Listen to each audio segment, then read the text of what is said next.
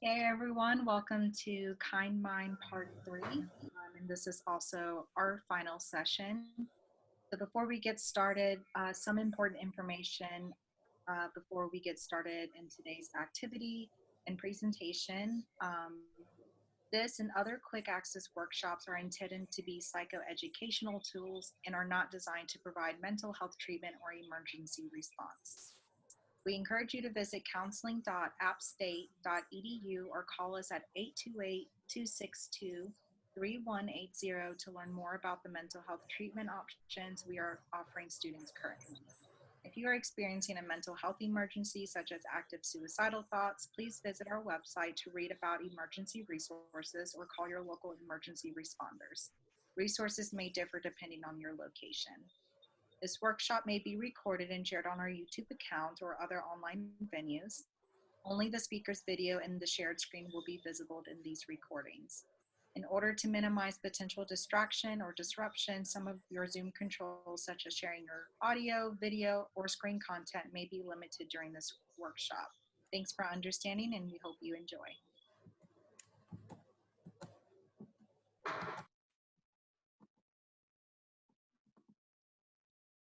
All right, so welcome to the third section of Kind Mind.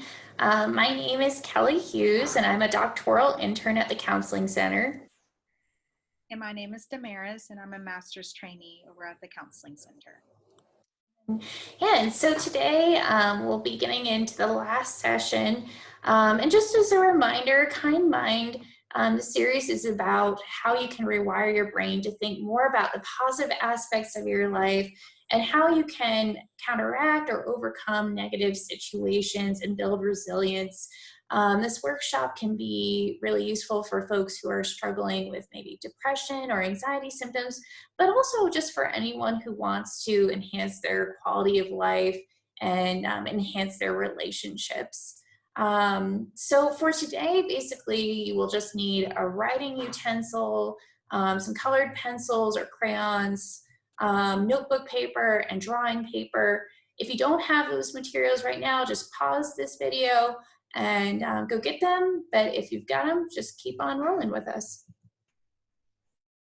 So coming back to what we've gone through in the last few weeks, it's just thinking about how happiness is determined.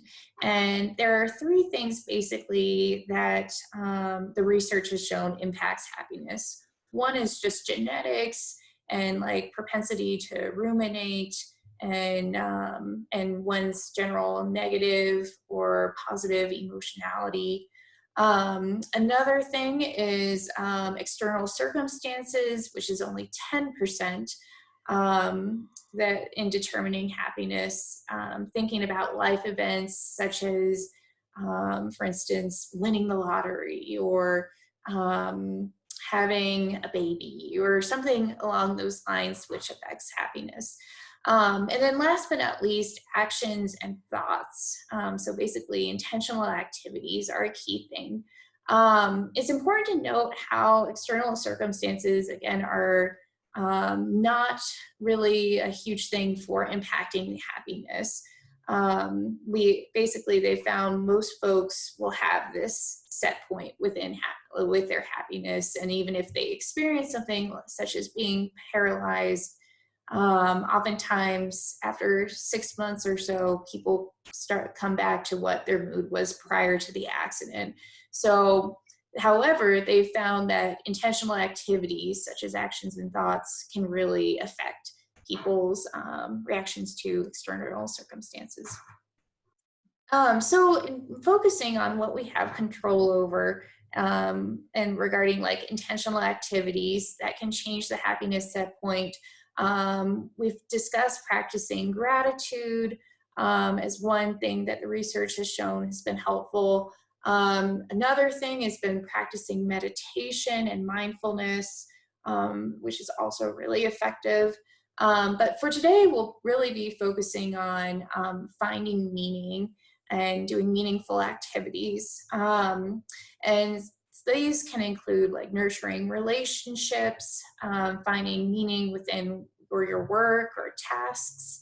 And then last but not least, being able to reflect upon your attitude towards suffering and finding meaning within suffering. So basically, research has found that people who report having more meaning in their lives are more likely to have stable moods and show sociable behavior. Viktor Frankl, who was a psychiatrist from Vienna, basically he wrote this book called Man's Search for Meaning. He's the founder of logotherapy and one of the main theorists for existential psychotherapy. But basically, he surmised that if one can find meaning within suffering, they will be able to get through it, and suffering can cease to be. He has a really interesting background. In his book, Man's Search for Meaning, he discusses his experiences within the concentration camps as a Jewish man. Basically, he went to Auschwitz in, I believe, 1941. And during this time, he saw a lot of atrocities. And he was thinking about how do people survive? How do people remain resilient?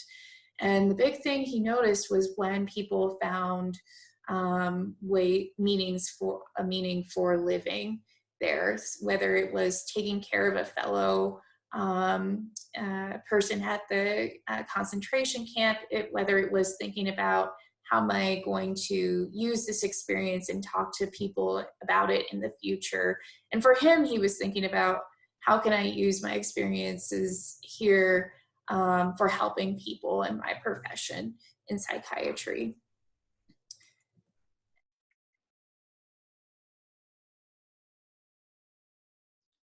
So one of the three ways of finding meaning is one, by experiencing something fully or loving someone.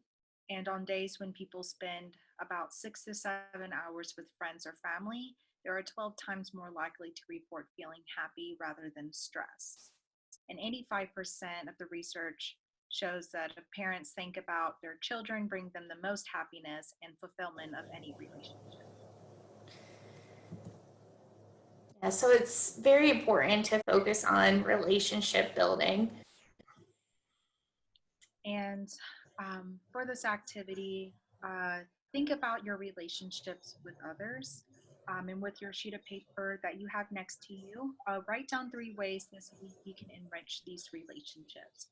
Some of these ideas may include 1, expressing feelings of gratitude to those individuals. 2, checking in to see how they are doing.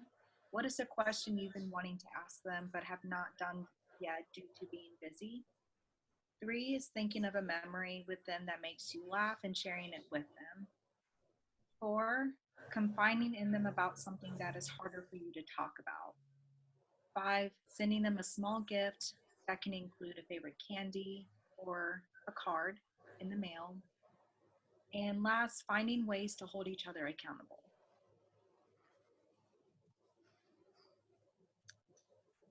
And other ways of finding meaning is by creating a work or accomplishing a task. And that includes goals that include commitment to something outside ourselves that promote life satisfaction. So people who find meaning at work tend to show more motivation and engagement on the job.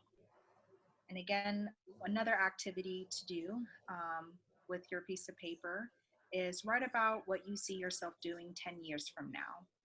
What do you want the job to look like? And how would this relate to your core values? And feel free to pause the video if you need more time to think about this and jot down your thoughts and your reflections. And the last way of finding meaning is by choosing how to react to suffering. So I'm going to read an excerpt from Thich Nhat Hanh's No Mud, No Lotus, The Art of Transforming Suffering. So it is possible, of course, to get stuck in the mud of life. It's easy enough to notice mud all over you at times. The hardest thing to practice is not allowing yourself to be overwhelmed by despair. When you are overwhelmed by despair, you can see is suffering everywhere you look. You feel as if the worst thing is happening to you, but we must remember that suffering is a kind of mud that we need in order to generate joy and happiness. Without suffering, there's no happiness. So we shouldn't discriminate against the mud. We have to learn how to embrace and create our own suffering and the suffering of the world with a lot of tenderness. And so for our final activity, I use a blank sheet of paper with coloring pencils or markers or whatever that you have currently to do this activity. So think about what is the mud right now that you are encountering. Draw the mud and write down what aspects in your life you are finding challenging right now. Um, Create a lotus or a flower that has petals, and in each of those petals include a strength of yours that you have that can empower you through these challenging situations. So for example, this can include a support system that you are grateful for that you have, that can include family, friends, or a significant other, whoever you feel that you can confide and reach out to talk about challenging situations in your life.